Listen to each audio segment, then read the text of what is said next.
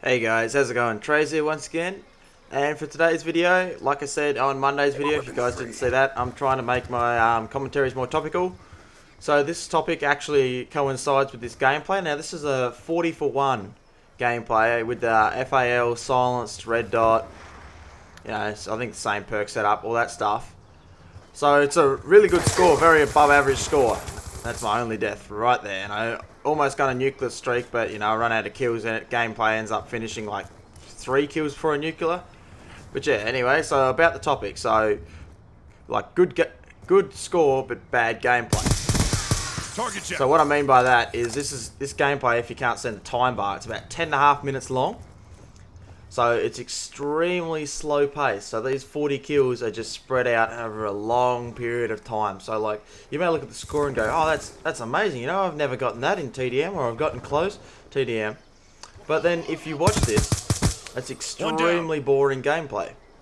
And that's like that's been one of my major problems. And I've actually deleted a lot of gameplays because of this. And some guy brought it up about last Saturday's, like on the AM94, he said it was very slow paced in the start. I ended up going 52 for 5, and still it was an extremely slow paced gameplay, and so it's not exciting to watch. So that's a major problem I've had with my gameplays not as of late, like how it's always been, is, you know, you can get this amazing score, but once you watch it back, it's not exciting, and it's very odd. Like you may think, oh, you know, Trays went, what was one? I think 52 for 3 on Nuketown or whatever. Yeah, that was an extremely exciting match. It was non-stop. It was great. And then, you know, they ended up going 52 for 5. My live comment was boring to watch. And shitty aim there. But yeah, it was just extremely boring and so slow paced to watch. And, you know, I think this goes down pretty much to the time limit. There's about 3 seconds off the time limit before this game ends. Target check. And so that's what makes it really hard for, I'm not sure for all YouTubers, but for me personally, I try not to judge my gameplays off score solely. Like, I will record it and keep it if it's a good score, and then I'll watch it back. I'm out. When I first started my channel, I never used to watch my gameplays back until I did commentary over the top. And so that's a really bad thing to do. You should know your gameplay fairly well before starting any commentary topic, so you can point out certain bits. Whereas, yeah, I was the opposite, didn't watch it because I didn't enjoy my own work. And that's why I can't listen back to my own commentaries, because I don't like it. For some reason, I don't like listening to myself, so it must feel really bad for you guys. But I've got you. yeah, and I don't know why, but a lot of people camp that corner. Strike on standby. But yeah, so that's been a major problem for me as a little while, is getting really decent scores, like some monstrous scores, and then I've ended up deleting the gameplay just because it's not exciting to watch. It's not going to do it, you know, anything for my channel. It's not going to do anything for you guys. You know, you're going to be falling asleep. So it's a major problem that I've had, and it's the reason why, like, a lot of my gameplays, at least now, are better quality than they were when I first started my channel. Because now I'm putting more effort into it. Going back, you know, I've adapted my playstyle a little bit as well. So all these things coincide to a good gameplay. And to get a good gameplay, a lot of things have to happen. First of all, you have to have extremely bad to mediocre teammates. So if you have another decent teammate, you know, who picks up 15 kills, say you have 2 of them, picks up 15 kills, so that's 30 kills. So there's only 45 kills more available between you and your 4 other teammates. And so that's just, you know, it's not going to make a good gameplay. So you can generally tell when that's going to happen, you know. And of course, since I've set my standards even higher now, like nothing less than 35 kills and nothing more than 7 deaths. That's my new standard. Keep bumping it higher and higher. But that's my new standard.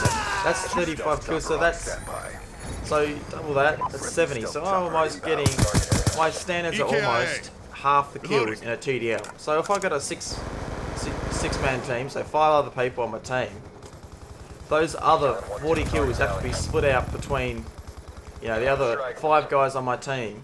So they have to get less than 10 kills each by the time that I can rack up at least 35. It's a very hard task. Stitched him up. And that's like that's another problem of getting gameplays, is Just everything has to coincide. First one's your teammates. Second one's the enemies. Enemies you can't have, you know, of course this one's a bit obvious, but you can't have beast mode enemies. It'll just, you know, even if it gets half decent. Like I had one gameplay, I was going so good, I was 28 and 0, and somehow this guy, he'd been beasting my teammates, and we'd never come across each other, and ended up getting an escort chopper and taking me off the nuclear streak. So there's certain things like that that just, you know, ruin gameplays. Is you have to have bad teammates, but not extremely bad teammates enough that they can't protect you, or protect at least a certain area. Then you got to have bad enemies. But even if you have like half decent enemies, you can still do alright. Like you can put on your try-hard panties and bring out, you know, your try-hard gun and still do extremely well. But say you're just trying to do it with a silly setup like an executioner only, that's when your gameplay becomes very hard to get. So unless you get like I did on Saturday's Icon, pretty much what I classify as Christmas noobs or free-to-play weekend noobs, it's very hard to get a gameplay that way. You know, you can get luck and just have your rotation around the map just perfectly right, enough to find every enemy without them looking at you. But you know, that's a very rare thing, and that's all about timing, and it's hard to judge. Like here, I thought the enemy would be spawning up here. No, it's not. So I've wasted time there looking for enemy up there. So you have to be able to traverse around the map to get plenty of, you know, kills and make it fast paced. Whereas Nuketown, you know, that's pretty easy to do because the map's very small. But say you get like this map here, it's very slow paced because a lot of people either are in the building to my left or they're over the back. Like a lot of people camp this because it has long lines of sight. Whereas Nuketown, everybody, you know, they just go for it. Same as Plaza. Plaza, everybody likes to rush at Plaza. You know, you get the couple that camp up top, the top buildings, but not very often. And so that's another thing that comes to gameplays is map variety, like Raid. Raid is a very common map. You know, a lot of people pick it. Why? Because it's very easy to traverse around the map and get kills. Like there's nowhere to really camp. Like you don't see too many campers in Raid. The map's fairly balanced either end, doesn't matter where you spawn. And I'm just going to take it out there. But then you say you get one like Turbine. Turbine's an extremely campy map because it is so long and there's so long lines of sight. There's no real point rushing.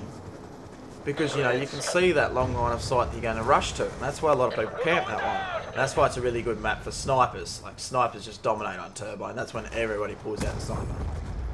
But then there's Carrier. Carrier's an extremely good map for snipers because they will have long lines of sight, but stuff in the middle breaks it up. So that causes people to rush. You know, there's alternative routes, things like that, which Turbine really doesn't have it. Turbine's really open.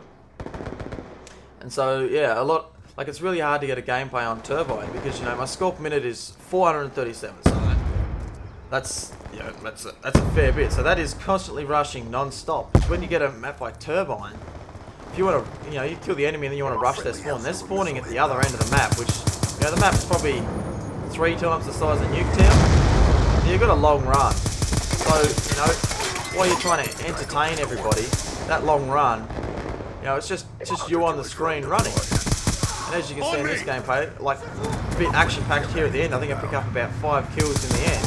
But throughout the gameplay, I was picking up 1 or 2, and then running to where I thought they were spawning. Then picking up another 1 or 2 if I was lucky. Then running where I thought they were. Like, it's extremely boring to watch because of the inconsistency. And my team of course wasn't helping at all. So that's another thing, like your teammates can also inflict, like, you know, I could have gone 38 for 1 and this gameplay being twice as fast, or, you know, 35 for 1 and this gameplay be twice as fast because my teammates had helped, you know, push it up, get it to run, get the gameplay to be faster by pushing the enemy and getting kills. But none of these teammates were confrontational.